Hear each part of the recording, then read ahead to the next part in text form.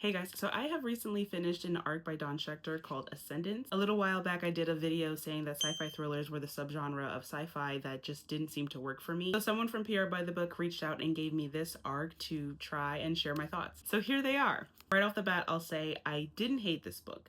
However, I didn't have the time I hoped to have with it. Quick synopsis, this book takes place in 2060, in a time where science has discovered that an afterlife exists. However, only for a select few with a certain genetic marker, and these individuals are called Ascendants. And everyone else without this genetic marker are called biomasses. So as you can imagine, with a synopsis like that, there were a lot of other concepts that got introduced into the plot that I found were really interesting, especially like the singularity of consciousness aspect. That scientific analysis sort of spread out throughout the book kind of kept me engaged in the story. It had all of these great ideas, but I didn't feel like it all came together in a way that made sense to me. For example, I feel like the epilogue should have been the prologue, and only part of the prologue should have been the epilogue. At the end of the story, we have this big reveal that kind of feels like it comes out of nowhere. Like, I almost see how the author was trying to connect it to everything else, but it was with a very weak tether. In my opinion, I wish there was more foreshadowing in the beginning and the middle of the story that made the end of the story make more sense. I almost wish that there was a conflict between the two characters that knew the truth that gets revealed, and that conflict was present throughout the story so that you knew as the reader that there was this anomaly that was going to present itself